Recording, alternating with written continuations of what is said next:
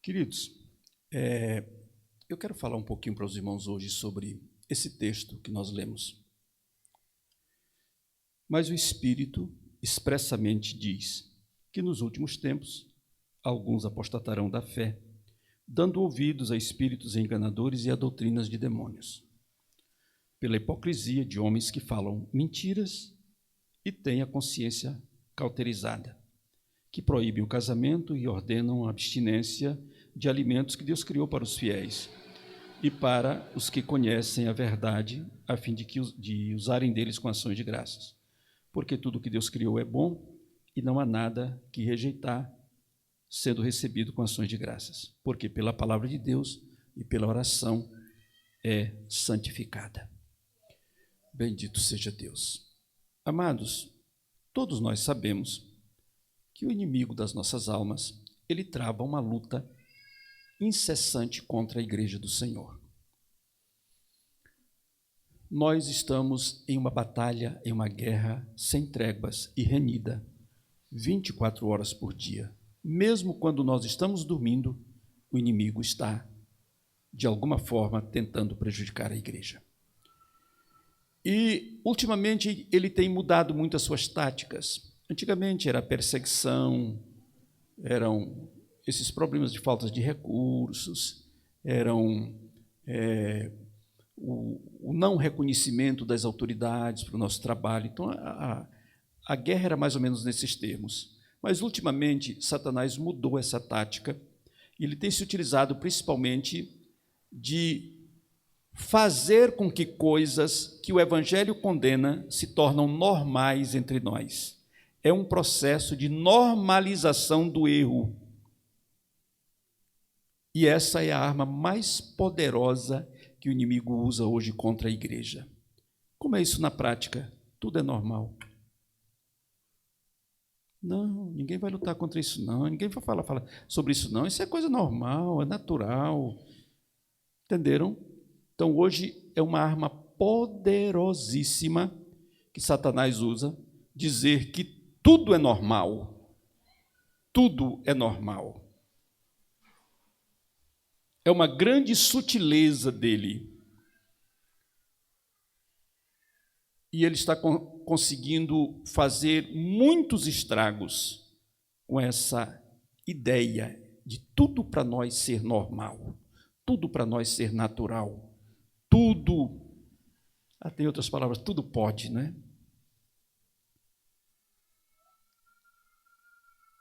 E é preciso, em primeiro lugar, cada crente se conscientizar de que o inimigo não dá tréguas para nós. Nós estamos em guerra. E o troféu dessa guerra não é simplesmente uma coroa, como era feito com os soldados romanos.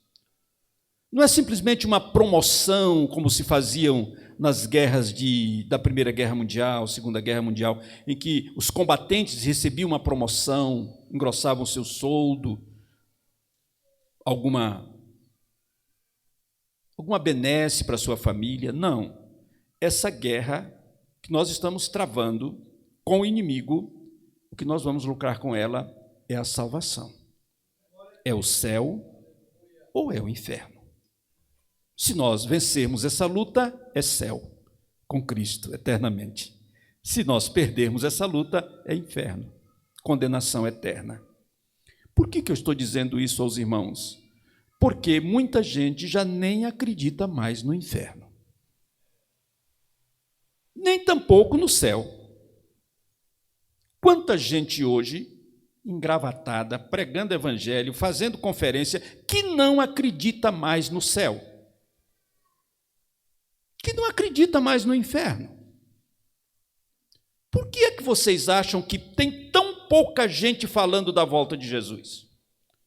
É porque grande parte das pessoas não tem mais a convicção de que Jesus vai arrebatar a sua igreja. E aí, quando não tem-se esperança eterna, vive-se de qualquer jeito. Não se importa mais com as normas do Evangelho, com as regras da Bíblia, com aquilo que nós aprendemos desde muito cedo, a gente não se importa mais. Por quê? A gente não acredita no céu, não acredita na eternidade, não acredita no inferno, então tanto faz. Mas eu venho lhes dizer hoje, como servo de Deus, meus irmãos amados, que é exatamente essa a estratégia de Satanás: tirar de nós a fé que nós temos naquilo que nós não vemos com olhos materiais, mas que é real, porque está descrito na palavra do Senhor. Bendito seja Deus. Bendito seja Deus. Então, Satanás, ele tem essa estratégia de fazer com que tudo para nós seja normal. As práticas que nós condenamos a vida inteira, hoje é normal. Os procedimentos que nós condenamos a vida inteira, hoje é normal. Me dizia um pastor hoje, que recebeu uma irmã, que era, me perdoe aqui essa expressão pesada, eu não sou muito de trazer isso para o púlpito, mas de repente me vem aqui só para ilustrar o quanto nós estamos vendo as coisas muito normais. E aquela irmã veio àquele pastor, e o pastor veio me pedir uma opinião, o que ele fazia. E a irmã disse: olha, pastor, eu estou aqui com a minha carta de mudança, eu venho aí de um outro ministério, de uma outra igreja, e eu não suportei mais ficar lá, e eu vim para cá, porque eu vivo em adultério com o pastor daquela igreja. E eu fui falar com ele como é que ficava a nossa situação, e ele disse que eu deveria procurar uma outra igreja e que ele se acertava com Deus. Que ele já confessou para Deus e que quando confessa para Deus já perdoou, já está perdoado, não precisa mais ter nenhum problema porque Deus perdoa instantaneamente. E que ela não acreditava nisso, estava se sentindo, vivendo um processo de culpa, sofrendo com aquela culpa. Então, se ela não acreditava nisso, que ela fosse procurar uma outra igreja. E ela então pegou a carta de mudança, mas ela trouxe para o pastor e disse: está aqui, minha carta de mudança, foi o pastor que me deu, é meu amante, mas eu estou em adultério. Por que a pessoa vive uma vida assim? Porque não acredita mais no céu, não acredita mais no inferno. Essa pessoa cauterizou a sua mente, cauterizou a sua consciência. Ele não tem mais noção do que é certo, do que é errado, do que é bom, do que é ruim. Ele é um verdadeiro psicopata. E vocês pensam que a gente anda muito para achar pessoas vivendo nessa situação? A gente encontra muita gente vivendo nessa situação, exatamente porque tudo se tornou normal. É o processo de normalização. Tudo é normal. Só, meus irmãos amados, que se a gente quiser ir morar no céu, nada é normal. Nada. Tudo tem que ser comparado com o que está escrito na palavra de Deus. Fora desse caminho não há salvação. Fora desse caminho é destruição. Fora desse caminho é condenação. Fora desse caminho é inferno. Agora, por esse caminho é felicidade, por esse caminho é paz, por esse caminho é salvação, por esse caminho é céu, por esse caminho é Jesus. Bendito seja Deus. Mas é interessante que esse texto vem exatamente fazer uma coisa que Deus sempre fez com o seu povo. Ele sempre avisou. Quando a gente lê Gênesis, só mostrar isso aqui para os irmãos. Capítulo 18 do livro de Gênesis, olhe só o que diz o versículo 17 e o versículo 18. Eu vou ler para os irmãos verem. Disse o Senhor: ocultarei eu a Abraão o que faço? Visto que Abraão certamente virá a ser uma grande e poderosa nação, e nele serão benditas todas as nações da terra. Então, meus irmãos, Deus está dizendo que para os seus servos, Ele avisa. Ele avisa, ele traz uma advertência, ele avisa o seu povo.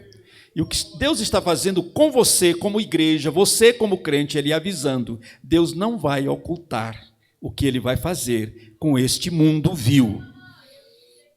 Ele vai revelar a você. Isso aconteceu com José e os seus irmãos. Os irmãos de José um dia chegaram perto dele e ele disse: olhe, meus irmãos, eu vi da parte de Deus um aviso. Eu vi aqui 12 molhos, o meu e o de cada um de vocês. Agora, o meu estava em pé e o de vocês se curvava diante de mim.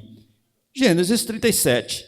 Lá no Gênesis 45, os irmãos de José estão em volta dele, de joelhos dobrados, e ele pedindo misericórdia, e ele dizendo, não se preocupem, Deus apenas me mandou primeiro, mas Ele avisou, me mandou primeiro para cá, para preparar para vocês não morrerem de fome. Bendito seja o Senhor. Deus avisa o seu povo, Deus está avisando a sua igreja, Deus está avisando aos crentes. Na época dos reis, os profetas sempre avisaram. Segundo Reis capítulo 6, nós vamos encontrar um exército de Israel numa grande guerra. E a guerra era uma guerra de estratégias. E o inimigo dizia, olha, nós vamos a tal e tal lugar e vamos colocar emboscadas e quando eles passarem nós vamos apanhá-los como presa. Mas se levantava o profeta Eliseu e dizia, não passem por tal e tal lugar, porque lá está emboscada. O que era? Deus avisando o seu povo. Quando você lê capítulo 3 de Isaías, Isaías está profetizando, avisando ao povo de Israel o que iria acontecer por causa da vaidade daquela gente. Ele estava falando que havia um tempo de cobrança de Deus. Quando você lê Ezequiel capítulo 7, Ezequiel vai estar mostrando também, eu quero até ler isso aqui, porque Ezequiel capítulo 7 é muito bonito. E eu quero mostrar para os irmãos aqui como é que Deus faz para avisar o seu povo. Bendito seja o Senhor. Ezequiel capítulo 7, está escrito exatamente assim: veio a mim a palavra do Senhor, filho do homem, assim diz o Senhor Deus, acerca da terra de Israel. O fim vem sobre os 4 cantos da terra. Agora vem o fim sobre ti, e enviarei sobre ti a minha ira. O que é isso? Deus avisando o seu povo. Não é verdade? Deus está avisando o seu povo. Lá em Daniel capítulo 10, versículo 14, nós temos um outro exemplo disso. Isso é na época dos reis. Deus avisando. E é o que Ele está fazendo hoje com a igreja. Então, Daniel capítulo 10, versículo 14, Deus está dizendo assim: agora vim para fazer-te entender o que há de acontecer ao teu povo nos derradeiros dias, porque a visão é ainda para muitos dias. O que é que Deus está fazendo aqui? Avisando o que vai acontecer. E o que é que Deus está fazendo aqui através de Paulo no capítulo 4? Mas o Espírito expressamente diz que nos últimos tempos alguns apostatarão da fé, dando ouvidos a espíritos enganadores e a doutrinas de demônios. O que é que Paulo está fazendo conosco? Nos avisando. Vai pegar a igreja desprevenida? Não, a palavra está avisando, não é novidade para ninguém. A Bíblia está avisando a igreja. O apóstolo está avisando a igreja. Agora é interessante que ele fala nos últimos tempos. Esses últimos tempos, segundo Paulo, é a era da igreja, é o período que a igreja vai passar na terra. Agora imaginem ele falando isso há 2000 anos atrás. Ele já falava dos tempos do fim. E nós que estamos agora vivendo tudo isso, na verdade, estamos vivendo todas essas ameaças. Por quê? O apóstolo Paulo está falando aqui de 2 coisas interessantes para a gente. Primeiro, a natureza desse ataque do inimigo. E a natureza desse ataque, primeiro, ele é de natureza espiritual. Olha só o que ele diz: dando ouvidos a espíritos enganadores e a doutrinas de demônios. Aqui é os verdadeiros espíritos maus. Isso é uma guerra espiritual. Isso aqui é a natureza espiritual dessa guerra. Os maiores inimigos da igreja são sobrenaturais. É o que Paulo diz, vocês não têm que lutar contra carne e sangue. Olha, irmãos, eu me lembro quando essas coisas começaram a acontecer, e a igreja começou a achar as coisas muito naturais, muito mesmo normais. Porque os primeiros crentes eram assim. Chegava alguém na casa e pedia assim: você tem aí um fogo? Seja um tição, seja uma brasa, seja um fósforo, seja um isqueiro. Tem fogo na sua casa? A gente olhava para ele e dizia assim: para que é que você quer esse fogo? Não, para acender o meu cigarro. Pois não tem, não. Não tinha fogo para ninguém acender cigarro, acender cachimbo. a gente não dava fogo para ninguém acender cigarro nem cachimbo. Hoje tem crente vendendo cigarro e cachimbo.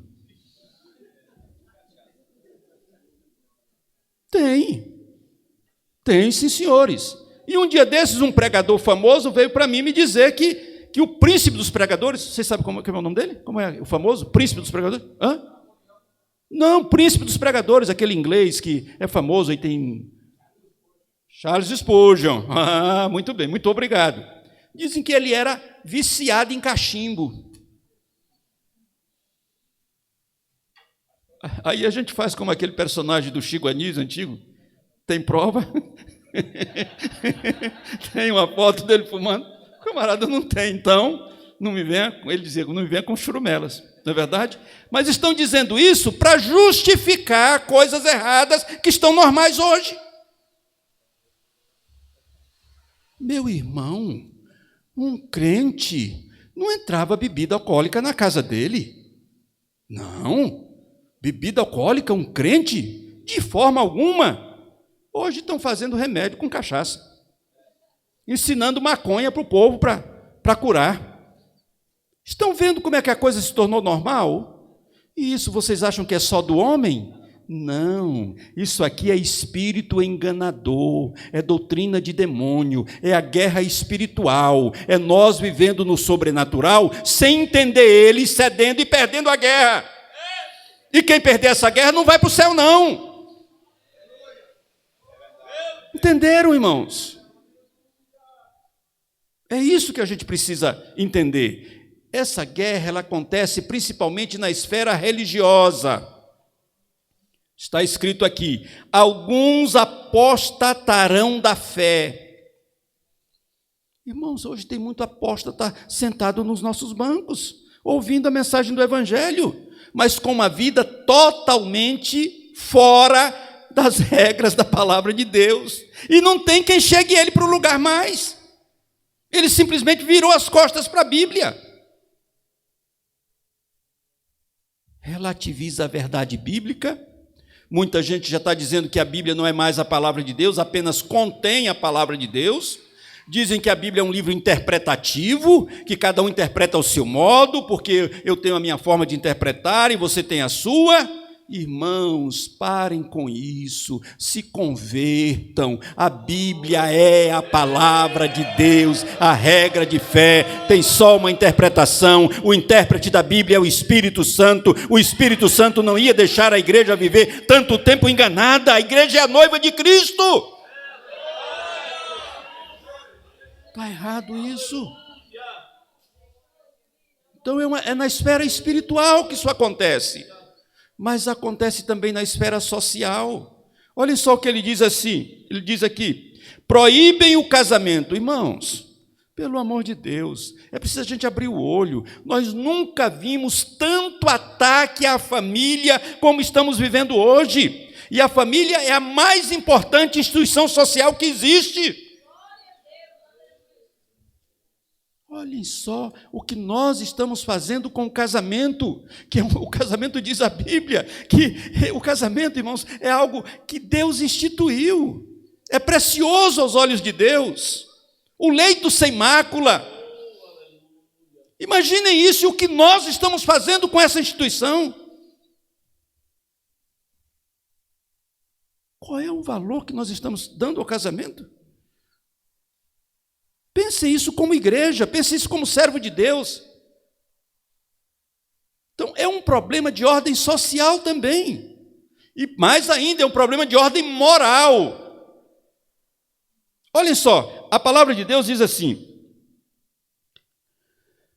proíbe o casamento, ordena a abstinência de alimentos que Deus criou para os fiéis, pela hipocrisia de homens que falam mentiras e têm cauterizado a própria consciência. Irmãos, mentira e hipocrisia está relacionada ao senso moral da pessoa. A moral cristã, ela defende a verdade.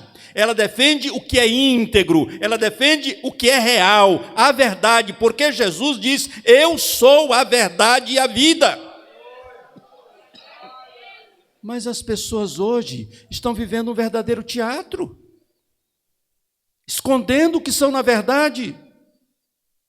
Pessoas que têm uma vida dúbia. Então, hipocrisia e mentira é algo que vem do próprio caráter, que fere a moral das pessoas. Um crente tem que ser sempre uma pessoa de compromisso com a verdade, com a realidade, porque isso é um caráter sadio, é a moral cristã.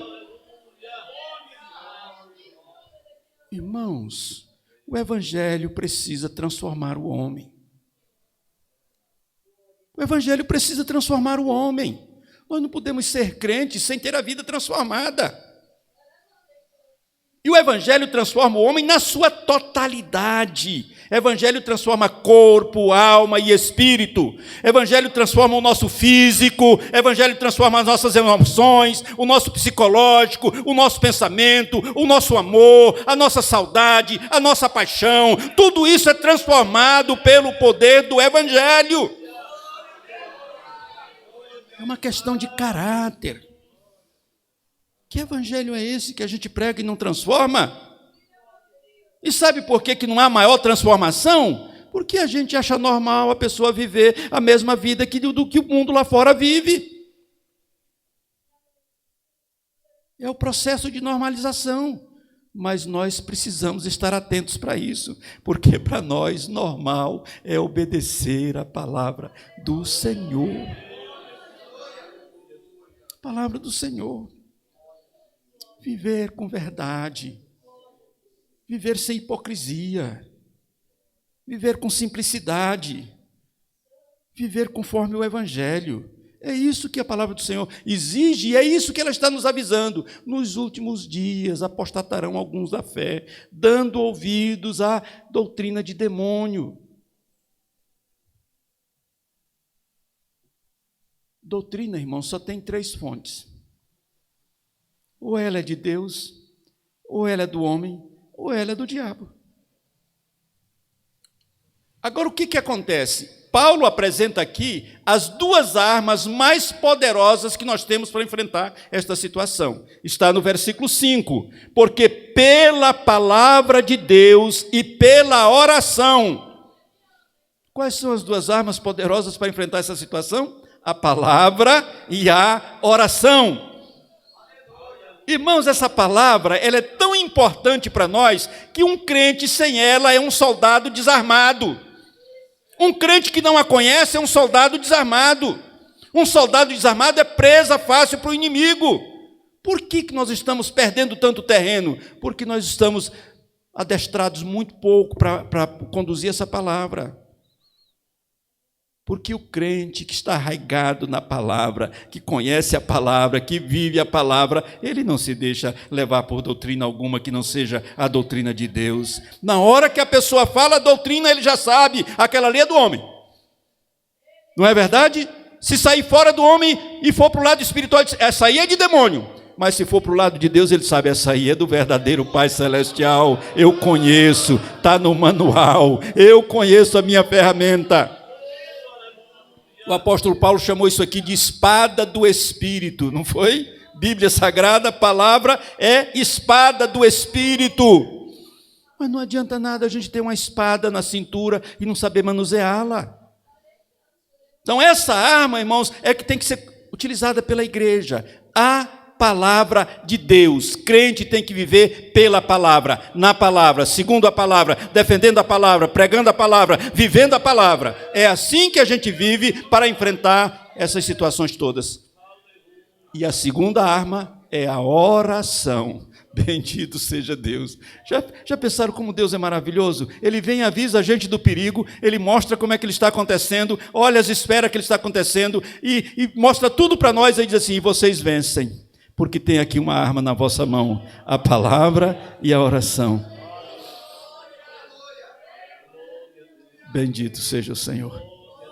Bendito seja o Senhor. Bendito seja o Senhor. Não se apartem da palavra.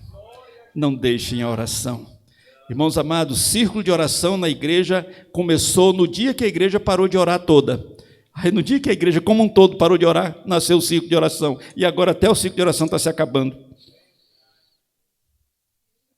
E a gente está ouvindo muita gente dizendo, porque hoje orar é digamos assim, é um status. Não, irmãos, orar é uma necessidade de todo crente. Todo crente precisa de orar. Orar é uma arma que está na nossa mão para a gente enfrentar essas situações que estão diante de nós. É uma guerra. Vamos entrar nessa guerra armados, com a palavra e com a oração. Deus abençoe os irmãos.